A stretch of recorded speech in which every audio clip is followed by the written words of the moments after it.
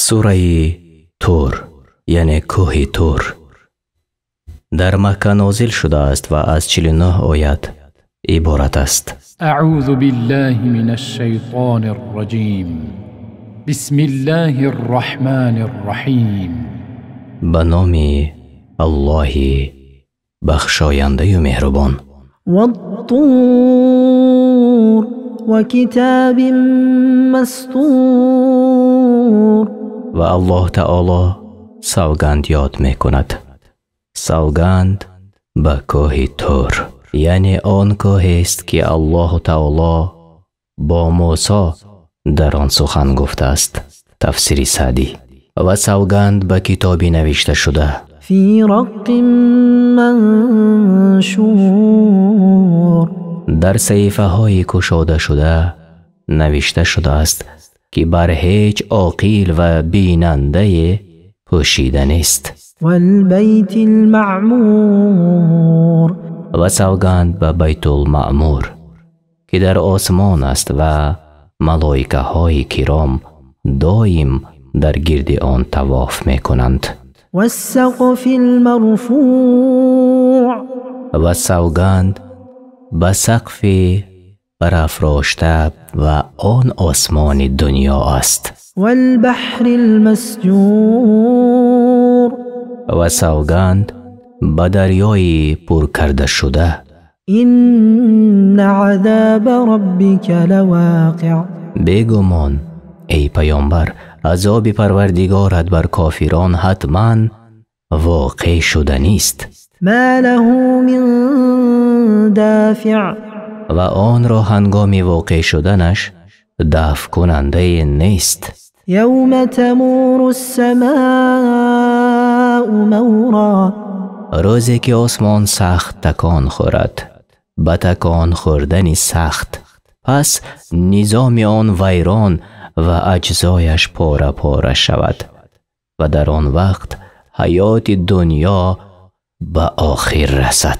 و تسیر الجبال سیرا و در آن روز کوه‌ها از جای خود کنده زود روان شوند مثل ابرهایی که روان می شوند. فویل یومئذ للمکذبین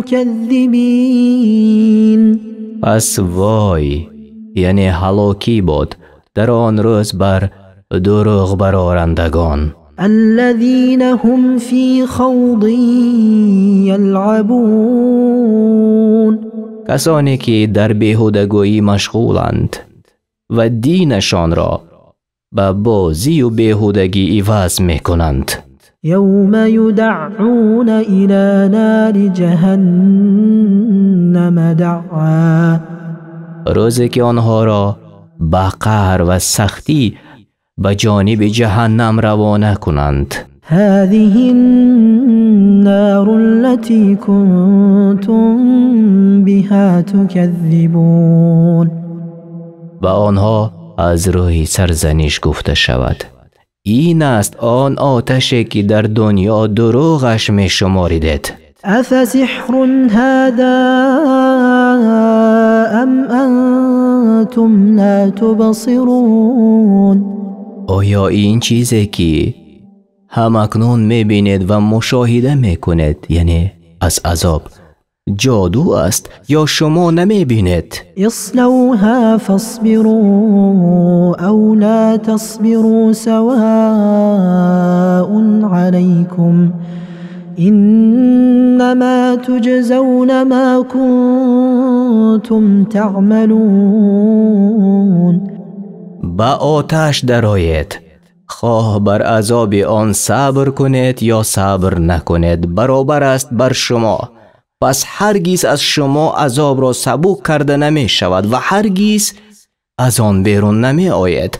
هر آینه شما در برابر کارهایی که در دنیا می کرده اید جزا داده می شود. ان المتقین فی جنات و نعیم هر آینه پرهیزگاران در بهشت ها و ناز و نعمت خواهند بود. فاکهین بما فآتاهم ربهم ووقاهم ربهم عذاب الجحیم.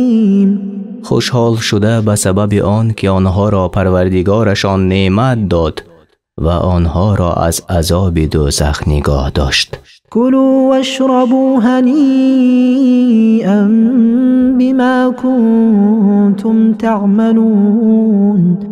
بخورید و بنوشید از طعام و شرابها خوشگوارا به سبب اعمال نیکی که در دنیا انجام میدادید. متکئین علی سرر مصفوفه وزوجناهم بحور عین.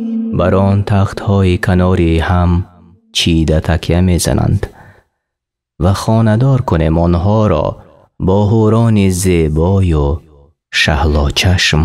والذین آمنوا واتبعتهم ذریتهم بإیمان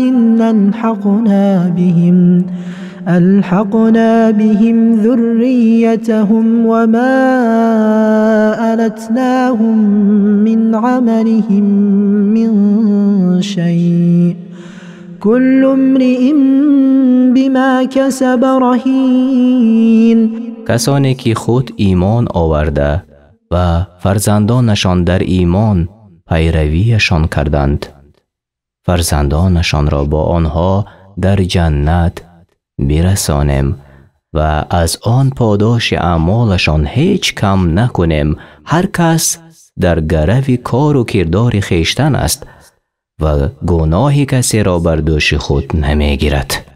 یعنی گرچند که مثل پدرهایشان عمل نکرده باشند هم تا که چشمان پدران و بودن فرزندان در نزدشان شادمان گردد، پس آنان در بهترین حالت جمع کرده می شوند. از تفسیر بغوی. و امددناهم بفاکهة و لحم مما یشتهون. و پی هم عطا کنیم، یعنی زیاده کنیم به اهل جنت از میوه و گوشت هر نوعی که می خواهند.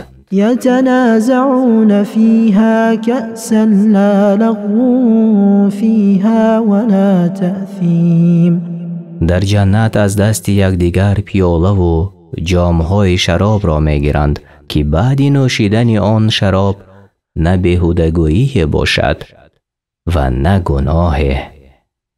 یعنی البته شراب جنت از شراب این دنیا فرق می کند، یعنی عقل را نمی برد و بعد نوشیدنش بیهودگویی و گناه نمی شود. تفسیر بغوی. ويطوف عليهم غلمان لهم كأنهم لؤلؤ مكنون. و برایشان نوجوانانی هستند که خوش صورت و پاکیزه و سفید روی گویا مثل گوهرند در داخل صدف. بر گرداگرد آنها بهشتیان می گردند و به خدمت آنها آماده‌اند. و اقبل بعضهم على بعض یتساءلون. و اهل جنت رو برای یکدیگر روی آورده و از حال گذشته یکدیگر می پرسند که چه رنج‌های دیدند.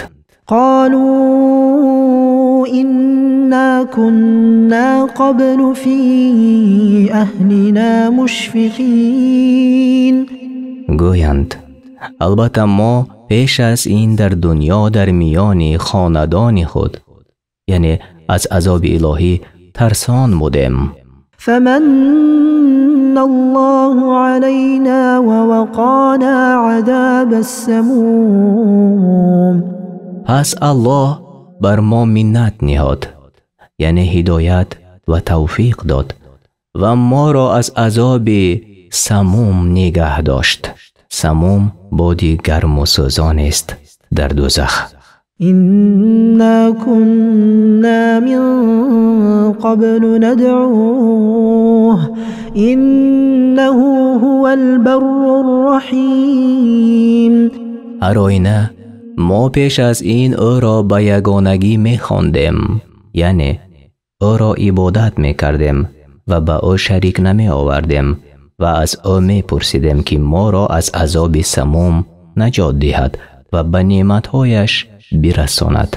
تفسیر سعدی. و او را پرستش می کردیم و از او می پرسیدیم ما را از عذاب سموم نگه دارد و به سرای نعمت برساند. پس دعایمان را قبول و حاجتهایمان را برابر کرد که البته او احسان کننده و مهربان است، یعنی و از جمله نیکی و مهربانیش به ما این است که از ما خوشنود گردید و ما را وارد بهشت گرداند و از ناخوشنودی خویش و عذاب جهنم نجات داد. فذكر فما أنت بنعمة ربك بكاهن ولا مجنون. پس ای رسول پند ده انسانها را به آیتهای قرآن، زیرا تو به فضل و مرحمت الله کاهن یعنی غیبگاه و دیوانه نیستی، چنان که کافران این گونه نسبتهای دروغ را بر تو میزنند. ام یقولون شاعر نتربص به ریب المنون. یا مشرکان میگویند تو را ای رسول او شاعر است، منتظر مرگ او هستیم. قل تربصوا فإني معكم من المتربصين.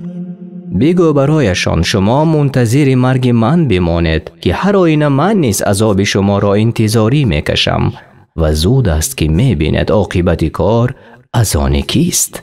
ام تأمرهم احلامهم بهذا ام هم قوم طاغون.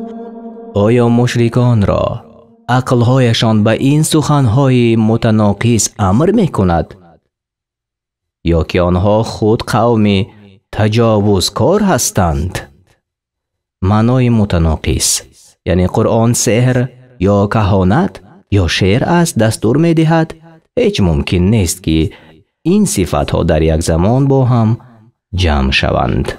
یعنی حقیقت همین است که سرکشیشان از راه حق آنها را به گفتن چنین سخنها وادار ساخته است.